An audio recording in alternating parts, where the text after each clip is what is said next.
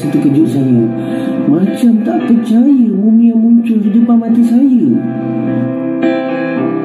Macam mana muka Mumia tu? Macam ni.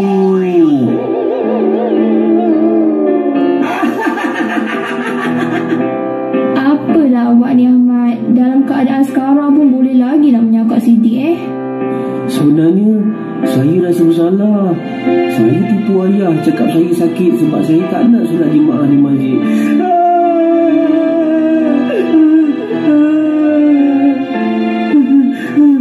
Saya menyesal.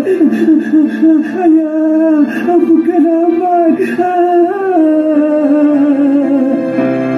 Bagus Ahmad, awak menyesal. Jangan lupa minta ampun daripada ayah awak tau.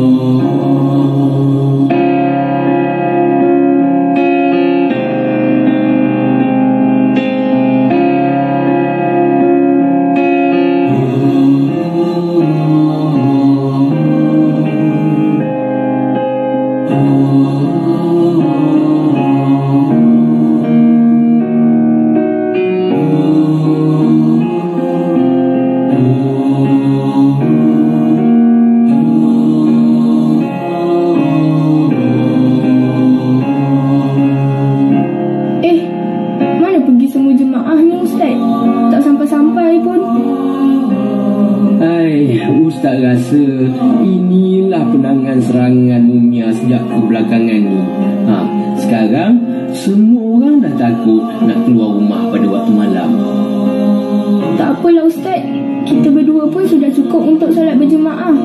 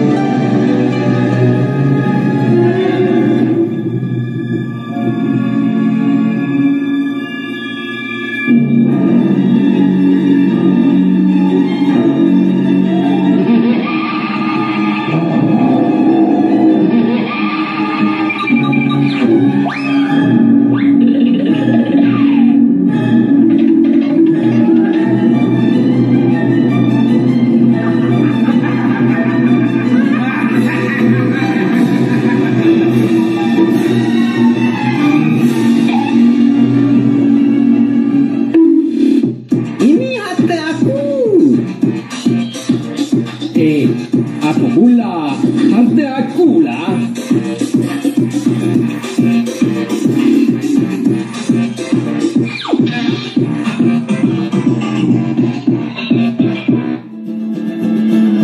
Aku yang nampak mereka dulu. Tapi aku yang pegang peti ni dulu.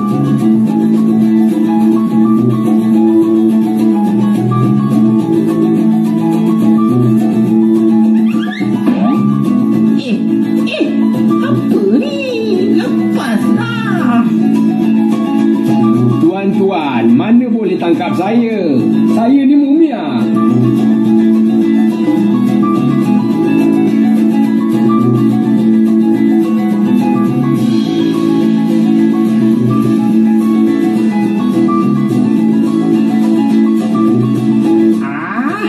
Budak ni lagi ke? Punya malu sedunia ni.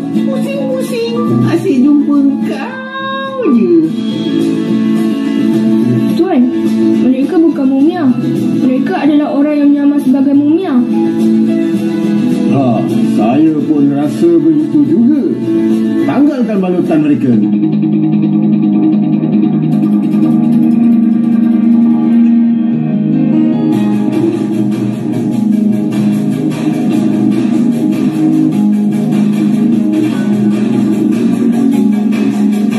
Oh, pakcik rupanya.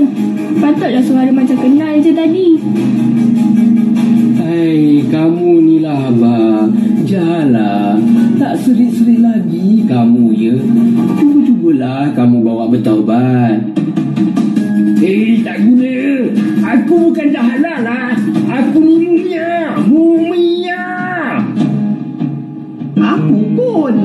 Aku mumia juga. Mumia tak boleh masuk penjara.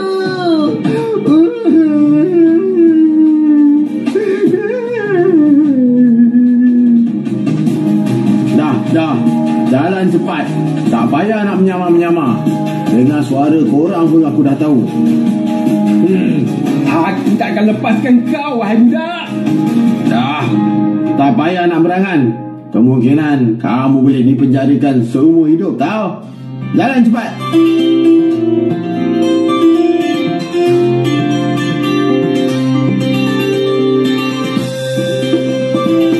Alhamdulillah.